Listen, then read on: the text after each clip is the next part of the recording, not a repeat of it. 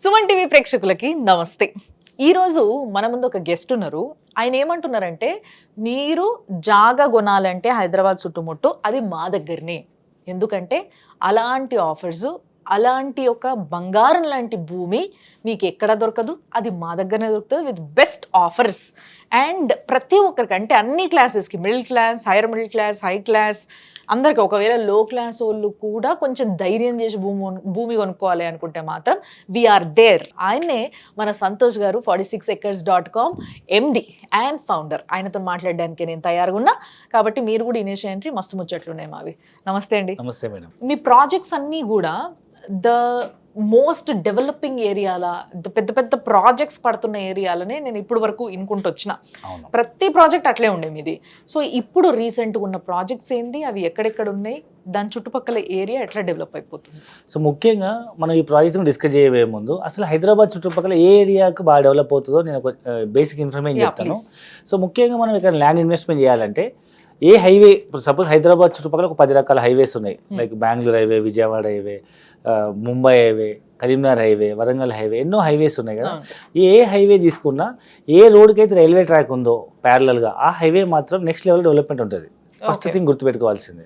So ఇప్పుడు హైదరాబాద్ చుట్టుపక్కల చూస్తే మనకు 3 హైవేస్ కి మనకు రైల్వే ట్రాక్ ఫెసిలిటీ ఉంది. ఒకటి ముంబై హైవే, రెండోది వరంగల్ హైవే, మూడోది బెంగళూరు హైవే.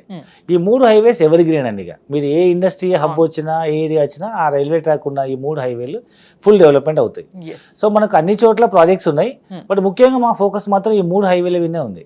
సో ఇక్కడ మిడిల్ క్లాస్ వాళ్ళకి ఏ రేంజ్ లో ప్రాజెక్ట్స్ ఉన్నాయి, అవి ఎక్కడ ఉన్నాయి అనేది చెప్పండి ఒకసారి.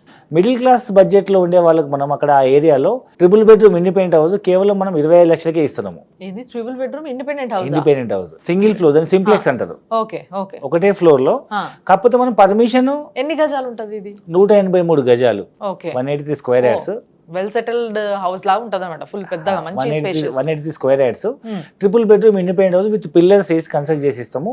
G+2 కన్స్ట్రక్ట్ చేసుకునేంత స్ట్రెంత్ ఇస్తాము పిల్లర్స్ కి. ఫ్యూచర్ లో మీరు పర్మిషన్ తీసుకొని ఇంకా పైన 2-3 ఫ్లోర్లు కూడా వేసుకోవచ్చు. ఆబ్వియస్లీ తర్వాత ఎప్పుడైతే అదంతా ఏరియా డెవలప్ అవుతుందో అప్పుడు మీద కూడా వేసుకొని కిరాయిలకు కూడా ఇచ్చుకోవచ్చు. ప్రస్తుతానికైతే మనం ఇస్తున్న ప్రైస్ ఆఫర్ 183 గజాలు, 1260 SFT, 3 BHK ఇండిపెండెంట్ హౌస్. మనం ఆఫర్ చేసిన ప్రైస్ 50 లక్షలు. అవుట్ రైట్ పేమెంట్ చేసిన వాళ్ళకి మనం 25 లక్షలకే ఇస్తున్నాము. స్పాట్ పేమెంట్ చేసిన వాళ్ళకి ఇల్లు కట్టిస్తున్నారు, మంచిగా కట్టిస్తున్నాము.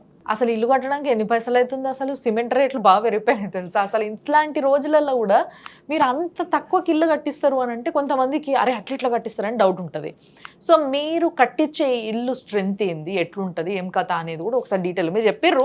ఎస్, పైన కూడా మళ్ళీ వేసుకునేలాగా స్ట్రాంగ్ పిల్లర్స్తోనే చేస్తున్నాము అని చెప్పేసి. బట్ అట్లా ఒక కమ్యూనిటీ బేస్డ్గా ఎన్ని ఇల్లు కడుతున్నారు, ఎట్లా సేల్ చేస్తున్నారు, ఏంది అనేది ఒకసారి చెప్పండి. ఇది మొత్తం approximate 200 acres project. Okay. So first phase 100 acres మనం డెవలప్ చేసినాము. DTCP ఎల్పీ నెంబర్ వచ్చింది, రేరా వచ్చింది, కన్స్ట్రక్షన్ కూడా స్టార్ట్ అయిపోయింది. మీరు వెళ్ళి మోడల్ హౌస్ కూడా చూసుకోవచ్చు. ఇప్పుడు మనం కొత్తగా ఫేజ్ 2, ఫేజ్ 3 లాంచ్ చేస్తున్నాము. కాబట్టి దీనిలో భాగంగా మీరు లోన్కి వెళ్తే మాత్రం 50 లక్షలు, ఎందుకంటే మనం కన్స్ట్రక్షన్ చేస్తున్న కొద్ది వస్తాయి కాబట్టి. ఎవరైనా ఇన్వెస్టర్ ఆప్షన్లో నేను అవుట్ రైట్ పేమెంట్ చేస్తా అన్న వాళ్ళకి మాత్రమే 25 లక్షలు లిమిటెడ్ యూనిట్స్ ఆఫర్ అన్నమాట. లేదు నాకు లోన్ రాదు, నాకు సిబిల్ స్కోర్ లేదు, లేకపోతే నేను అంత డబ్బులు, నాకు అంత జీతం లేదు, బట్ మేము అందరం ఇంట్లో నలుగురం పని చేస్తాము, మాకు పే స్లిప్స్ లేవు, బట్ మేము పే చేయగలుగుతాం అన్న వాళ్ళకి మేము ఈఎంఐలు కూడా ఇస్తున్నాము. 5 lakhs డౌన్ పేమెంట్ కట్టి నెలకు 50,000 రూపాయలు చొప్పున 36 నెలలు కట్టుకున్నా 28 లక్షల్లో మేము ట్రిపుల్ బెడ్రూమ్ ఇండిపెండెంట్ హౌస్ ఇస్తున్నాము. దాంట్లో చాలా మంది నాకు తెలిసి మిడిల్ క్లాస్ వాళ్ళు అయితే ఈఎంఐ పెట్టుకుంటారు, లేదా మేము నలుగురం పనిచేస్తున్నాం, సిబిల్ బాగాలేదు, బట్ మేము నెలకి ఇంత అని 50,000 కట్టుకుంటాం అనేటోళ్ళు కూడా చాలా మంది ఉంటారు. సో వీళ్ళ ఈ 2 కేటగిరీస్ కి చెందిన వాళ్ళకి మాత్రం చాలా ప్లస్ పాయింట్ అని చెప్పాలి ఈ ప్రాజెక్ట్ నిజంగా. ఈ విధంగా ఈ ప్రాజెక్ట్ ఉంది. ఇట్లాంటి ప్రాజెక్ట్స్ ఇంకా వేరే మిగతా 2 హైవేలలో కూడా ఉన్నాయి అని చెప్పేసి చెప్పారు మీరు. ఇప్పుడు మనం ప్రెసెంట్ ముంబై హైవే గురించి మాట్లాడుతున్నాం, కానీ ముంబై హైవేలో నీమ్స్ వస్తుంది కదా, ఆ నీమ్స్ గురించి, నీమ్స్ చుట్టుపక్కల మాకు ఏం ప్రాజెక్ట్స్ ఉన్నాయో మనం డీటెయిల్ డిస్కస్ చేద్దాము. సో ఇప్పుడు ఈ నీమ్స్ అనేది ఒక డీటెయిల్ చెప్తే చాలా మంది నీమ్స్ అంటే చాలా మంది నీమ్స్ హాస్పిటల్ అనుకుంటున్నారు. ఇది నీమ్స్ అన్నమాట, NIMZ, national investment manufacturing zone. ఇదేంటంటే ఏషియాలోనే అతిపెద్ద మ్యానుఫ్యాక్చరింగ్ హబ్ అన్నమాట. సో మనం చాలా మ్యానుఫ్యాక్చరింగ్ చాలా తక్కువ, చైనా చాలా బాగా చేస్తుంది. అయితే కోవిడ్ తర్వాత అన్ని కంట్రీస్ చైనాని బైకాట్ చేస్తున్నారు.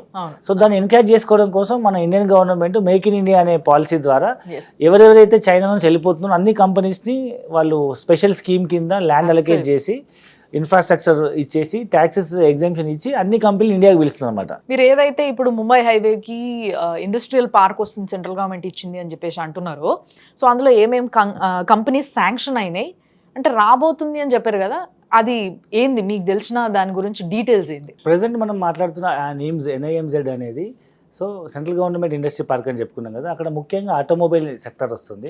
Automobile and electronics and FMCG.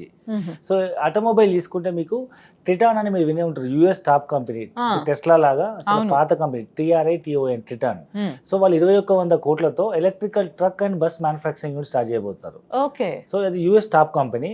అదే విధంగా UK top company One Moto, వాళ్ళు మోర్ దెన్ ఒక 500 crores తో electric 2-wheeler and 3-wheeler and 4-wheeler manufacturing చేయబోతున్నారు. అండ్ దాంతో పాటు జర్మన్ సంబంధించినటువంటి లైట్ ఆటో, సో వాళ్ళు కూడా ఆల్మోస్ట్ అరౌండ్ 1,000 కోట్ల రూపాయలతో electrical EV vehicle manufacturing unit. And US సంబంధించిన another company auto light, so వాళ్ళు కూడా అరౌండ్ 1,500 కోట్ల రూపాయలు ఇన్వెస్ట్మెంట్ చేయబోతున్నారు ఓన్లీ EV వెహికల్ మ్యానుఫ్యాక్చరింగ్ కోసమే. దాంతో పాటు మన ఆర్మీకి సంబంధించిన DRDO డిఫెన్స్ వెహికల్ మ్యానుఫ్యాక్చరింగ్ వాళ్ళు ఆర్మీ వెహికల్ మ్యానుఫ్యాక్చరింగ్ కోసం సుమారు 1,000 కోట్ల రూపాయలు ఇన్వెస్ట్మెంట్ చేస్తున్నారు. అండ్ మీకు తెలుసు సదాశివపేటలో MRF టైర్ ఫ్యాక్టరీ ఉంది కదండి, పెద్ద ఫ్యాక్టరీ. వాళ్ళు ఏరోప్లేన్ టైర్ మ్యానుఫ్యాక్చరింగ్ కోసం సుమారు 1,000 కోట్లు ఇన్వెస్ట్మెంట్ చేస్తారు. ఏరోప్లేన్ నైలాన్ స్ట్రింగ్ తో తయారు చేస్తారు, అది స్పెషల్ ఫ్యాక్టరీ అనమాట. అండ్ ఇది కాకుండా మహీంద్రా వాళ్ళు కూడా వాళ్ళు ఇప్పటికి ఆల్రెడీ ఎగ్జిస్టింగ్ ప్లాంట్ ఉంది మహీంద్రా జహీరాబాద్ లో, వాళ్ళు EV వెహికల్ మ్యానుఫ్యాక్చరింగ్ కోసం సుమారు మళ్ళీ 500 కోట్లు ఇన్వెస్ట్మెంట్ చేస్తున్నారు.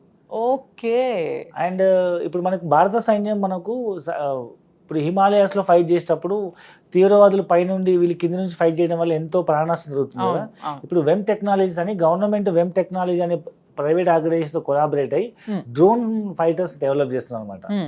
ఇక్కడ ఏదైతే కంపెనీస్ గురించి మీరు చెప్పారో దానికి వచ్చిన పర్మిషన్స్ ఏంది ఎప్పటి వరకు ఇవి స్టార్ట్ అవుతుండొచ్చు అంటారు, ఏమంటారు మీరు? సో ఇప్పుడు చాలా మంది ఇంకా అపోహ ఏంటంటే ఇవన్నీ వస్తాయి అంటారా, వచ్చినాయి అనుకుంటున్నారు.